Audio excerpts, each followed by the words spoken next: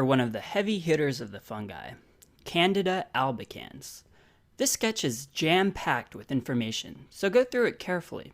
Candida is one of the most heavily tested fungi, so you're more than likely to nail at least a few questions from what you're about to see. For our setting, Candida sounds a lot like Canada, and albicans comes from the word alba, which means white. So we're going to make our scene a snowy backdrop in a typical Canadian town. Or at least how we envision a typical Canadian town, eh? My apologies to all Canadians out there if it sounds like I don't know what I'm talking about. I'm sorry. Anyway, here's a playground in Canada with a Canadian flag. And now we'll cover it with some snow. And with that, let's start with some general characteristics. Candida causes both cutaneous and systemic fungal infections. In fact, it's the most common cause of opportunistic mycoses. If you have a patient who's neutropenic, has HIV or AIDS, or is diabetic, and all signs point to a fungal infection, you should definitely have Candida on the differential. Like the other systemic fungal infections, Candida is dimorphic. However, unlike the other systemic fungi, it goes against the adage, mold in the cold, yeast in the heat. Instead, it forms pseudohyphae and budding yeast at 20 degrees, which is cold, and germ tubes, which are hyphae, at 37 degrees Celsius. Once again, we'll remember the fact that Candida is dimorphic using our recurring symbol for dimorphic yeast, the dimorphic butterfly.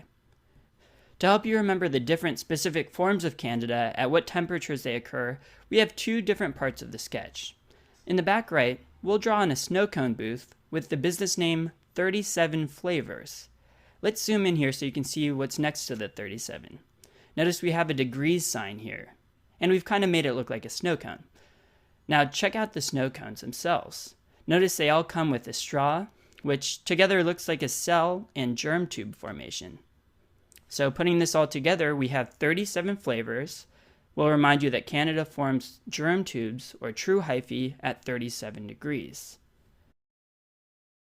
Okay, now further in the foreground on the right, we'll draw in some nice local Canadian shrubbery, with a bunch of segmented branches coming out that look like pseudohyphae. We have a thermometer next to it showing 20 degrees, and we'll add a stash of snowballs that look like yeast cells. So putting this symbol together, you should remember that at 20 degrees Celsius, or in the cold, Candida is in the yeast form with pseudohyphae formation. This is in contrast to the mold that it forms with germ tube formation in the heat, or at 37 degrees Celsius. And that's how you can remember these different forms of Candida at different temperatures. Hopefully you'll never forget it. Candida is also catalase positive. Yep, you just heard me correctly. I said catalase positive. You might have thought you'd left catalase behind with the bacteria videos, but nope, it's coming back again. Remember, catalase is important because people with chronic granulomatous disease are especially susceptible to catalase-producing organisms. We'll add our catalase-positive cat here to help you remember this. In regards to transmission, Candida is normal flora of the GI tract, including the oral cavity, and it's present in up to 40% of the population. But as long as the host is immunocompetent, it doesn't usually pose any problems. Since it is part of the normal flora in such a large percentage of the population, it commonly contaminates sputum cultures, so be sure to watch out for this. I doubt you'd see a test question on it, but it may come up on your clinical rotations. Just because it's there doesn't mean it's causing pathology. Okay, enough about that. Let's move on to the various clinical presentations of Candida when it actually starts to cause problems. Candida can present in several different populations as several different etiologies, most of which we'll try to illustrate in this drawing. So let's start in the back. Here we have a crying baby in a red swing. Is he crying because his mom abandoned him? No, he's crying because he has severe diaper rash. Notice we made the swing red to indicate the severe redness that you'll see in the diaper distribution, since this area is exposed to such heat and humidity. Moving along, we come to this old man with a cane and this boy, who are going to illustrate oral candidiasis, which can actually present in any age, but generally it's seen in the immunocompromised or in those who use steroids. The old man with his cane, of course, represents immunocompromised. Not sure what he's doing at a playground. Hopefully he has a grandchild here, or else that would be kind of awkward. Anyway, look at the young boy with the white, fluffy snow on his tongue. Notice he isn't immunocompromised, but he does have a blue inhaler in his hand, which in this case contains inhaled steroids. If people don't wash their mouth after using inhaled steroids, they can develop oral candidiasis. Another thing to know about these white patches that form in the mouth is that they can be scraped off. This is in contrast to leukoplakia, a precancer which looks a lot like Candida. However, leukoplakia can't be scraped off. To remind you of the scraping, we're going to have a responsible adult in the back here who's shoveling snow. Notice we've also added a container of salt with her, labeled KOH. Salt is useful to have when clearing snow, and KOH is useful to have when prepping these scrapings to aid in the diagnosis of Candida. So Candida can infect just the mouth, or it can extend down into the esophagus, causing candidal esophagitis. This is most commonly associated with people who have AIDS and is known to be an AIDS-defining illness. To help you remember esophagitis, check out this cartoon animal with his mouth open and splotches in its mouth. If you look at the connecting tube slide, it kind of looks like an esophagus, right? And if you look at the base of the slide, there are white patches of snow. These white patches of snow represent the white pseudomembranes, or patches caused by Candida. Knowing that esophagitis is an AIDS-defining illness will be hugely important. As with most AIDS-defining illnesses, it also helps to know at what CD4 count you begin to be at risk for developing illness. For candidal esophagitis, you start developing it at a CD4 count of 100. So we'll add this sign on the esophagus slide that says max of 100 pounds. Instead of pounds, think of CD4 count of 100. This is perfect because slides are obviously built for kids, and a good weight to differentiate between kids and adults would be around 100 pounds. 200 or 400 pounds wouldn't really make sense because those would be some huge adults that you're letting on the slide. So this should really help you remember the number 100. Again, this means that a CD4 count of 100 or less means that the patient is susceptible to Candida esophagitis. Alright, now let's move on to this school teacher. We're going to draw her here on the left, getting hit in the crotch by a snowball from this pesky asthmatic kid. And why the crotch? Well, she's going to represent vaginal candidiasis. In the process of getting hit, she's dropped her bag and all of the stuff is fallen out. And on the ground you can see that she had prescription pills, birth control, and a jar of candy. Do you remember seeing this jar of candy somewhere else? Yep, this dates back to Pseudomonas and it represents diabetics. So diabetes predisposes people to candidal infections.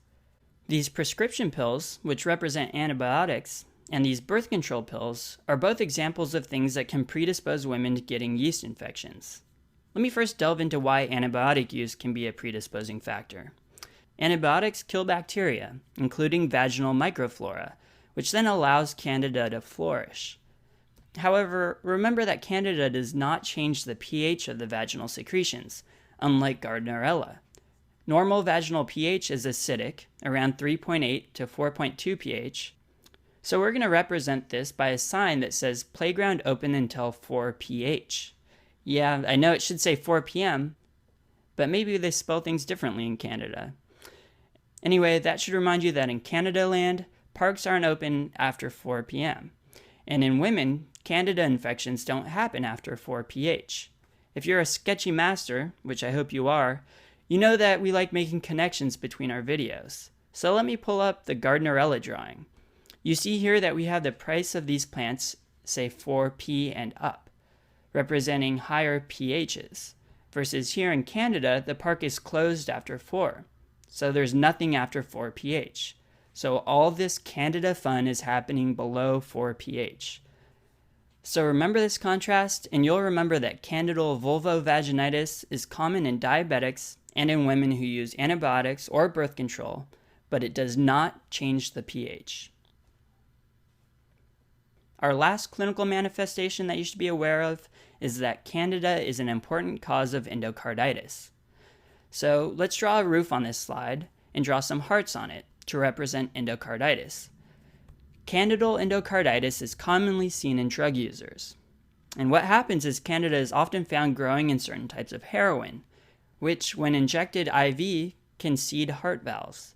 The first valve it would encounter is the tricuspid valve, which is why it's so commonly infected in IV drug users. Notice we've made these roofs shaped like 3 pyramids. We did this as a callback to the Staph aureus video, in which the 3 pyramids represent the tricuspid valve. Same goes for here. IV drug users are at increased risk for developing candidal endocarditis, which commonly affects the tricuspid valve. My guess is that after watching all these videos, you can probably guess what the treatments for Candida will be. Yep, azoles for the minor infections and amphotericin for the severe disseminated infections.